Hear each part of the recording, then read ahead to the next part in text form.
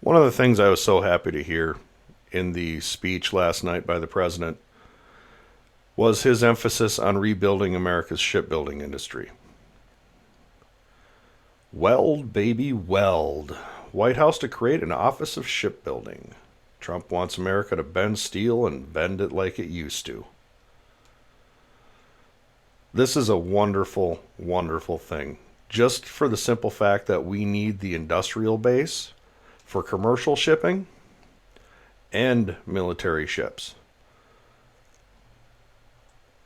President Trump vowed to bring shipbuilding home to America where it belongs, while promising tax incentives and brand new office and executive branch to reinvigorate the industry in his joint address to Congress. To boost our defense industrial base, we are also going to resurrect the American shipbuilding history, including commercial shipbuilding and military shipbuilding, Trump said in his nearly 2-hour speech. I'm announcing tonight that we'll create a new Office of Shipbuilding in the White House and offer special tax incentives to bring the industry back home where it belongs. We used to make many ships. We don't make them anymore. And we're going to make them fast, very soon. It'll make a huge impact. Let's hope so. Let's hope so, because it's very alarming. The ability of us to create ships is almost non-existent. We on this channel have been saying it now for the longest time. We've been aware of it for years, and evidence is out there showing just how vast the gulf is between us and our nearest competitor, who is China. This is also out of the war zone. Alarming Navy intel slide warns of China's 200 times greater shipbuilding capacity. 200 times. Of course, I'm going to link this article. I'm not going to go through the whole thing, but there are some important slides that I think should be brought to your attention right away. As we scroll through, this slide right here, and this is going to be broken down, shows the shipbuilding capacity of China versus the United States and the projected naval ships in each fleet.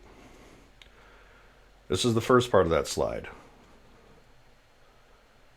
It's incredible, the gulf between the two. Here's the numbers.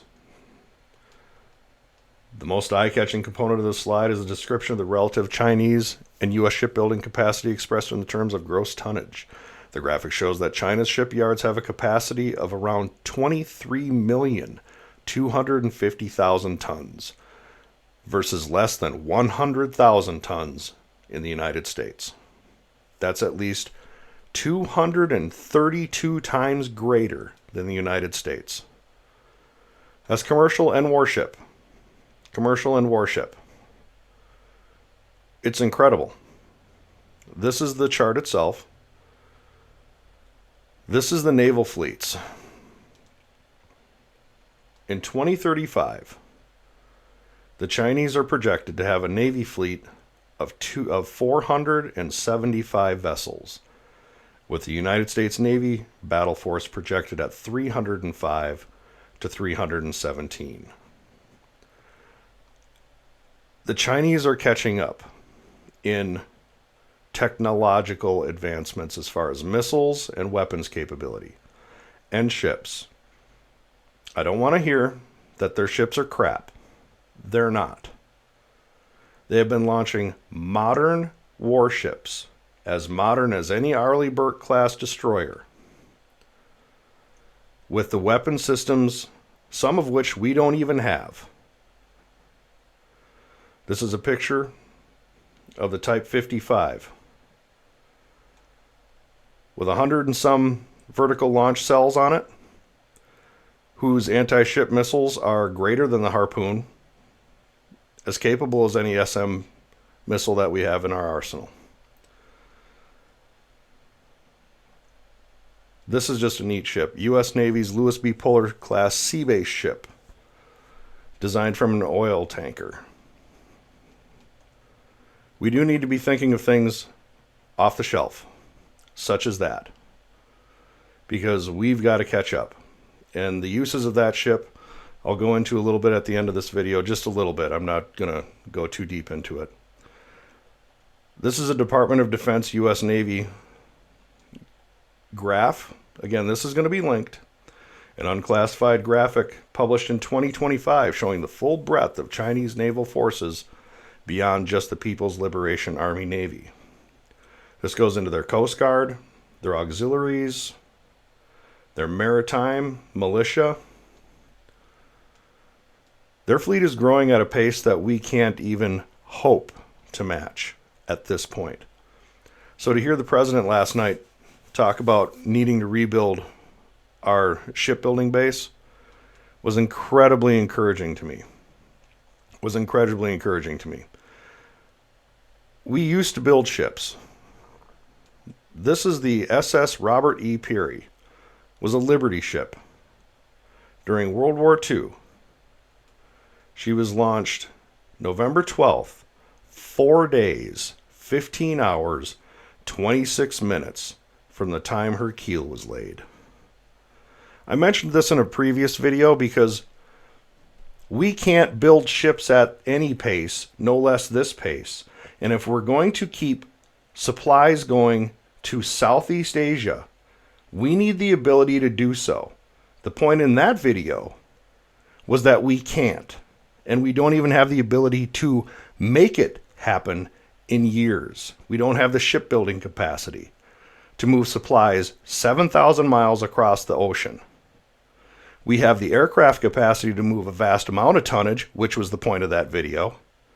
But we don't have the shipbuilding capacity. And if you didn't understand that, I'm not sure why you're at the back of a tanker.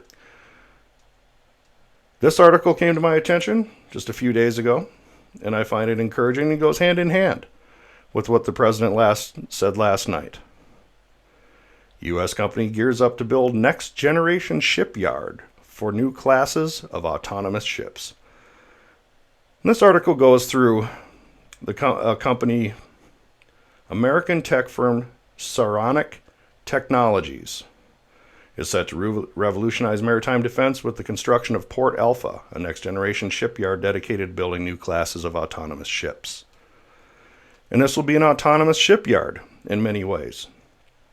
And in many articles where I did a little bit of research onto this, they're going to use modernized construction techniques used by Tesla and other state-of-the-art manufacturing to build autonomous warships like the one that was released in the war zone today, the USS Defiant. She's begun her test runs in Puget Sound, as photographed here and published in the war zone, to operate without humans on board, to be built at a virtually autonomous shipyard with very little human intervention, with the investment of the Defense Department and the executive branch. I find this to be a very encouraging thing. We need to rebuild our ship construction, our maritime industrial base, basically from zero. We have to go from zero.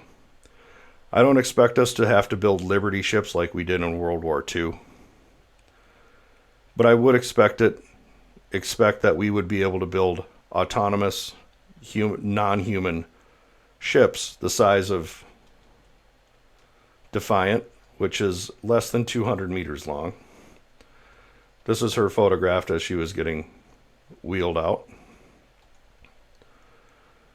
And rebuild our commercial industrial base so that a lot of the ships that haul our cargo are built here, not just in China.